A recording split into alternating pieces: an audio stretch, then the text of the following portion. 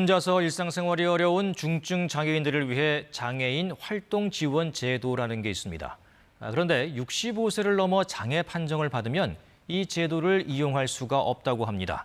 어떤 문제가 있는 건지 송락교 기자가 취재했습니다. 80대 문주섭 씨는 11년 전 황반변성으로 양쪽 시력을 모두 잃었습니다. 아내와 사별 뒤 홀로 지내게 된 문 씨. 외부 활동 도움을 받는 장애인 활동 지원 제도를 신청했지만 대상이 아니란 답이 돌아왔습니다. 현행법상 65세 이후 첫 장애 판정을 받은 경우는 지원 대상에서 제외되기 때문입니다.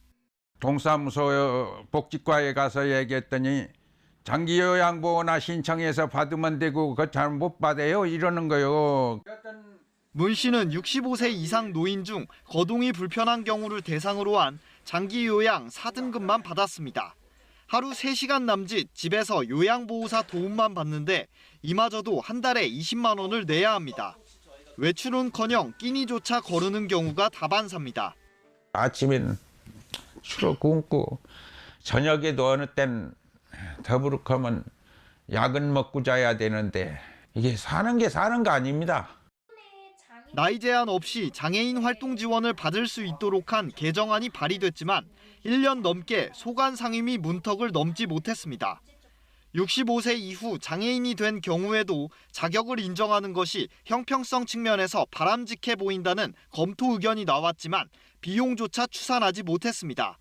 고령 장애인 또한 활동 지원 제도를 차별 없이 이용할 수 있도록 개정안에 조속한 국회 통과가 필요합니다. 65세 이후 장애 판정을 받은 사람들은 지난해 기준 4만여 명, 중증 장애만 9천 명이 넘습니다. 나이 먹어서 죽는 건 인간에 주어진 건데 이렇게 허무하게 갈 수는 없지 않습니까? 그러니까 이렇게 애걸하는 겁니다.